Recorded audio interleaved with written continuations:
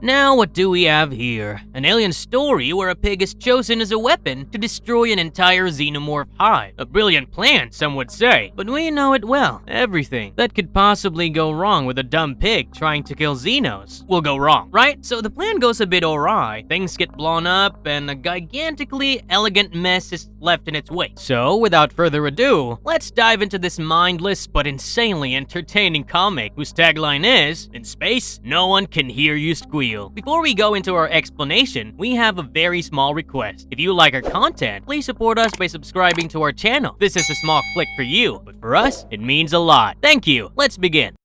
The grand plan. The comic begins with a strange-looking spaceship, possibly a salvage vessel. Two of its crew members, namely the big blonde Lori and the black-haired cigarette-smoking Tool, are desperately trying to catch something. Of course, it's the pig called Porkchop. Quite the cruel name. Anyway, the damn thing was slippery and a perfectly good runner, so after quite a bit of effort, Lori and Tool managed to get their hands on the pig. Lori and Tool did not know why their captain had summoned Porkchop, but it was clear that the animal was gonna serve a more serious purpose than giving meaning to his name. They were clearly said that the pork chop would not end up becoming ham dinner for weeks on their way home. But then again, they believed in their Captain Stitch, whose idea with the pig was gonna make them stinking rich. And Lori was fine with giving up bacon for money. Soon we meet Stitch, a man half of whose face was disfigured, as if he got hit with xeno acid at some point. It tells his team that deep spectroscopic readings showed another ship called the Wanderer, which went down. Stitch and the team were heading towards there because the Wanderer was carrying a full load of iridium ore, 60% rich, and they would make at least 70 million if they could get in and out before United Mining, the owners of the ship, sent their own salvage unit. But of course, there was a slight complication, and why not? It is an alien story after all. So the thermoscans and biomat show that the crash site had a bug hive, and that's where Porkchop came in. They fit him with enough explosives to create a nuclear explosion, at least 2 miles wide. Poor Piggy had no idea what was gonna become of him, how he was gonna get roasted and vaporized in a jiffy. The detonation was supposed to be manual, but he ensured there was a backup in case the manual detonation failed. Lori and Tool took Porkchop along to drop him on the planet.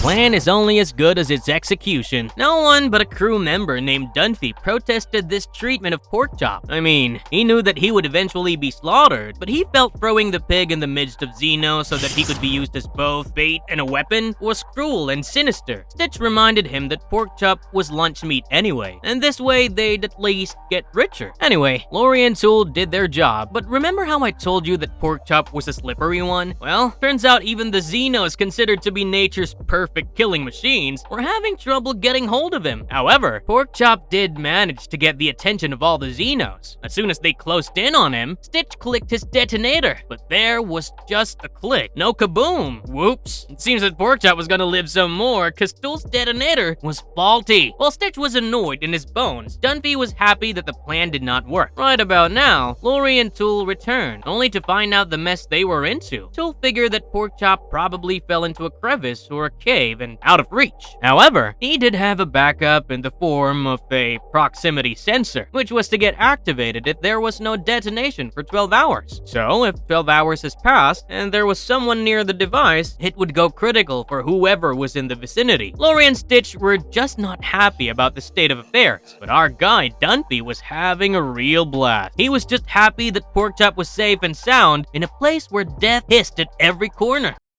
You reap what you sow. Stitch did not want to wait around for half a day to begin the process of getting rich, so he asked Tool if he could make another bomb. And although Tool answered affirmatively, there was no more pigs to use as suicide bombers. But Stitch asks him to worry about the bomb. He would take care of the rest. Sometime later, we find Stitch and Lori in Dunphy's room, where he wakes up from their thrashes. Unsurprisingly enough, they fix him with one of those low-yield nukes and dump him on Monsterland. Soon enough, Xenomorphs find and chase him. He runs for his life, but does not survive long as the Xenos catch up to him. Once Stitch was assured that Dunphy was surrounded by all the Xenos, he clicked the detonator, and this time around, it worked perfectly well. Soon enough, they zeroed in on the crash site of the Wanderer and prepared to set down at some distance from the downed ship. After touchdown, the men exited their ship in powerful exosuits, complete with flamethrowers and all. Now, the interesting thing was that the Wanderer had a serious crash landing, and it looked like she bounced bounced at least twice before finally coming to rest. So, how did that happen? Well, of course, xenomorphs had something to do with it. You see, it was obvious that they were not native to this planet and had hitched a ride, possibly on the Wanderer. As expected, a few Xenos charged on the crew, who managed to roast them with a flamethrower. But soon enough, they find some more movement in their vicinity. And who is it? Well, yes, it was Porkchop, who was now near the men. As the little piggy looked at them with puppy eyes, the men prepared to run, because they knew death was near. But when death takes the form of nukes, you can't outrun death, can you? So here's where the comic ends, with everyone and everything blown into nothingness.